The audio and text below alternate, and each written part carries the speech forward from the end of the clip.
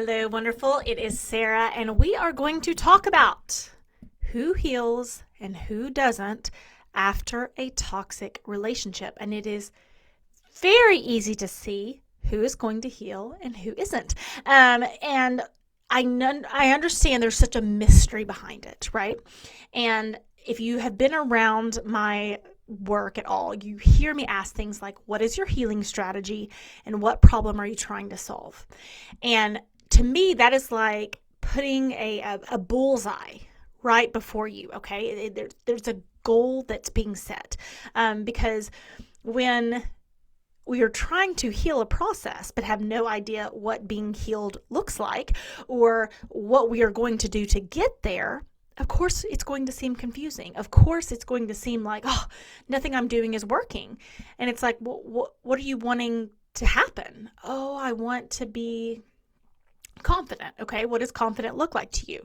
Okay, I want to be in a committed relationship. It's like, okay, so who do you need to be in a committed relationship? And there's a lovely process called reverse engineering. Okay, and I'm screaming this from the rooftops. I want people to hear this. It's why the next book is about problem solved, decision made. Okay, I want you to think about what problem you were trying to solve. I want to be healed. I want to be loved. I want to be happy. I want to be confident. Okay, those are very abstract concepts. They can mean different things to different people. There's no barometer, so you don't know if you've gotten there or not. You know, when you say I want a 10% raise at work, there's a barometer, right? It's like, okay, did I achieve that or did I not? If you say, okay, I want to be able to speak well about myself. I want to be able to be present with my kids. I want my kids to be able to be kids and feel safe around me because they're not having to emotionally manage my sadness. You see how very specific those things are? Okay. And here is who heals and here's who doesn't. I have never heard anyone say, I just got on a dating app and found a new guy and everything worked out. I've never heard anyone say, I read this book and everything worked out, even though I write books, even though I hope everyone reads Toxic Person Proof, okay? I have never heard say, oh, I read a book and it all worked out, because there is not there's very, very, very, very, very, very, very, very, very, very, very, very, very, very, very little commitment to self in reading a book. Quite honestly, there's very little commitment to yourself in going to talk about your past. There's very little commitment to yourself in signing up for a dating app. And if you are healing from a toxic relationship, the people who heal figure out how to commit to themselves. Not just see red flags, but act in integrity within those red flags. Okay? And the people who don't heal study narcissism. Hopscotch heal. I'll listen to this podcast. I'll listen to this. Maybe today, if I feel like this, I'll do this. It's really easy and convenient. And so as long as things, Sarah, and again, I told you guys this is going to be a trigger thing. Hey, Sarah, if it's easy, free, my Siri just popped up.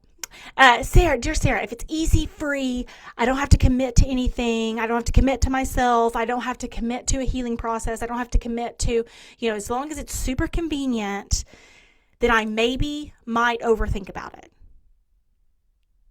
Guys, I've heard people say, I recently invested in tutoring for my daughter. COVID, she missed school. We all missed school. It was third grade reading. I felt like that was really important, and I had hired a tutor for her. And I was talking to this woman, and I said, well, do you think I'm a bad mother for investing in tutoring for my daughter? And she said, of course not. I said, she goes, education is important. And I said, but you aren't sure that investing in your kids seeing you as a person of joy. And she was describing being jealous of her kids, being in a relationship for 2 years and not really letting this person in. She was describing some very specific problems that should have been resolved. She was 8 years out of the toxic relationship, and she was in her 50s. And I said, so, your kids seeing you be a person of joy over the next 30 years, that's not something worth investing in? Well, you got me there, Sarah. And I hate it. sometimes, I was telling my husband today, I said, it's not like I'm trying to get you, right? I hate that sometimes I feel like I have to be so kind of harsh in some of the things I'm saying. I am a recovering people pleaser as well. I wish I could be more of the, there's 100 people out there. You go, girl. You're beautiful. You're amazing. You do you. I wish I could live in my integrity and just be the cheerleader, because I guarantee you it's a lot more fun. It's a lot more fun to be the cheerleader and just say affirmations and just tell yourself you're beautiful and everything will work out, and just keep holding on to hope, sister, and then everything's going to work out for you. My life would be more fun if that's who I was. I want to be very honest with you and say that's more fun. Holding in integrity and saying, if you were going to figure it out, and if you're 52 and you haven't figured it out on your own yet, my highest recommendation is to do something different. If you were going to figure it out, you already would have. Okay, you got 50 years of data said you haven't figured it out on your own yet. I would do something different. Guys, that sucks. It sucks. It feels, and people are like, oh, Sarah, you're right. I don't have a healing strategy. You're right. I'm committing to everything but myself. Yeah, you're right. And I know I'm right. But it's that confidence, that integrity, that personal integrity that I've had to develop to say the hard things. Ben said, yeah, you're a tough love person. And I was like, I don't want to be the tough love person. But I can't in integrity watch someone continue to walk off a cliff or say, well, I'm reading books and I'm listening to, and I love my podcast. I love my book. I love other people's podcasts and other people's books. I love it. I have never one time heard someone say, I successfully healed from this on my own. And I hear you guys describe terrible situations. I'm falling apart. My kids don't see me as happy. My kids are worried about me. There was a lady in, I won't say what state it was in, but a lawyer I was talking to, and she said, I've turned down a partnership because I'm so stressed out about what's happening in my toxic relationship that I'm not going to enter into a partnership. And I said, well, how much money is this toxic person costing you? I hear other stories, and someone said recently, it took me 7 years to find my kids a good therapist. 7 years of your kid's childhood? And this is, I don't work with kids. I'm not, bashing this mother. The mother was very tenacious in continuing on with this problem. I'm not bashing her. I'm not bashing any of you. I want you to have happiness. I want you to have joy. I want you to have confidence. I want there to be so many amazing women who have experienced toxic relationships and are thriving in more than memes on narcissism. I get that when I post a thing about like narcissists suck, and it's like, yeah, they do suck. Yeah, the church should be different. Yeah, the police should be different. Yeah, the law system should be different. The laws around this should be different. Therapists should be different. Everyone should be different. I want to be that person sometimes. You want to know what's different about me? I'm not posting bashing narcissists all the time and saying all the things that should be different. Do I think they should be different? Yes. Do I think talking about that is a waste of time at this point? Yes.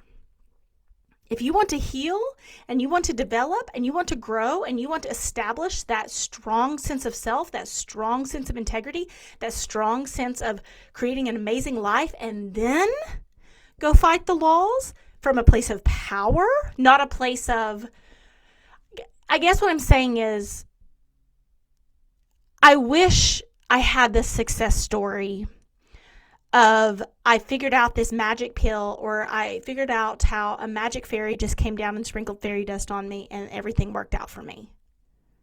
Or I said this affirmation, or I did this EMDR, or I did this whatever, and it's just like, oh, and it all clicked and everything was amazing again. I don't have that story. And I don't see that story happening.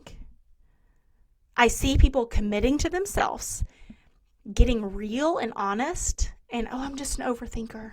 Oh, I'm just researching. Oh, I'm just studying. I've never heard anybody say they changed their life by overthinking. Not one time. I've never one time said, I found out all this stuff about narcissism and now I have such a sense of joy in my kids. I've broken the cycle for my children and they are seeing me in joy. Never one time have I heard that story. I've never one time heard someone say, I just let it go and have affirmations and, I'm just really loved now. I'm just in such a good relationship. I've just never heard it. I've never heard it. I wish it were true. I wish I could give you quick little band-aids of affirmations and like, you go girls, and just say you're wonderful and you're beautiful. And I do think you're wonderful and beautiful. I wish that was the answer. What I do know is the answer is committing to yourself. What I do know is acting in self-integrity to say what I'm doing has not worked and I'm going to do something else. I still want to be kind, but I'm no longer going to allow my kindness to be used against me. I refuse to ignore the red flags. Not only am I going to educate myself on them, I'm going to build the personal integrity within myself to not ignore them. I hear far too many people in hopscotch healing. I have far too many people in, I'm really good at giving advice, but I don't take my own advice. And again, I know I'm preaching today. I want to be the person who's just like, oh, well, that's just great. You're thankful for your friends. But I can't out of my own integrity say that. What I say is, how does that feel? Does that feel a bit dishonest that you tell your kids to do things you're not willing to do? Does that feel a bit dishonest that you are telling your friends to make choices you're not willing to make? Does that feel a bit dishonest? Because being toxic person proof is being honest with yourself. Being toxic person proof is not ignoring things. Being toxic person proof is not just, understanding everything there is to know about narcissism. Guess what? That's just an obsession with your toxic person. I went through it. We all went through it. Here's the answer. Will they change? No. That's what all the books say. That's what everyone's saying. If you get in the right therapist, will they change? No. If you get in the right program, will they change? No. Are they going to make things difficult forever? Yeah. Now, are there different strategies you can use? Yes. But listen to the word strategy, not affirmation, not talking about your feelings, not emotional intelligence, not grieving, not processing. A strategy for your life, a strategy to move forward, and it has to start with a commitment to yourself. Not a commitment to finding a new person. Not a commitment to studying narcissism. Not a commitment to talking about your problems. Not a commitment to obsessively study personality disorders. That's easy to commit to. We were already good at that. I heard one woman say she washed her ex's genitals every night. She could do that, no problem. He was sleeping with other people. She washed his genitals every night, and she was that committed to the relationship that she was willing to do that. But when it came time to committing to herself, she wasn't sure if she was worth it. What do you think the chances are of her changing? What do you think the chances are of her ending up in another toxic relationship? What do you think the chances are of her, repeating a cycle for her kids to see or for others to see? Do you see where that is the key? And it's out of that integrity. And I know there's a lot of people talking about how terrible you can see, you'll have a post about how terrible narcissists are. And everybody's like, yeah. Or you have a post about like, how can I talk to my friend about this problem? Or how, everybody's like commenting. And then when it's coming about a commitment to themselves, they just get scared because that is the key. That is the thing. And I don't even use the language, put yourself first, because to me, it's more of a matter of personal integrity of who I want to be and living that life. I don't think about putting myself first. I don't think my emotional health is selfish in any way or I think that's a responsibility I have to my kids. I think it's a responsibility I have to the world. I think it's a responsibility I have to my husband. It's not putting myself first, like being emotionally healthy and clear in my head and committed to myself and living in self-integrity. That's not putting myself first. That's like, I think, a tactic people use to make you get your nails done. Like, you put yourself first, go to the spa. It's like, I mean, that's fine. You can totally go to the spa, right? But when I think about becoming toxic person proof, it's not about putting yourself first. That's about acting in personal responsibility and integrity to your kids, to the world, to your future bank account, to your employees, to yourself. So today, make a commitment to you. Make a commitment to your healing strategy. Make a commitment to who you can be a year from now or 6 months from now. Not 10 years from now, maybe, I hope, maybe things change and the laws change and this changes and that changes, right? Hope is not a strategy. A strategy is a strategy. A plan is a strategy. And the people who heal have a strategy that involves other people helping them. I've never heard one person say, I healed on my own. Never one time. Never one time. Never one time. And that's not something I can ignore.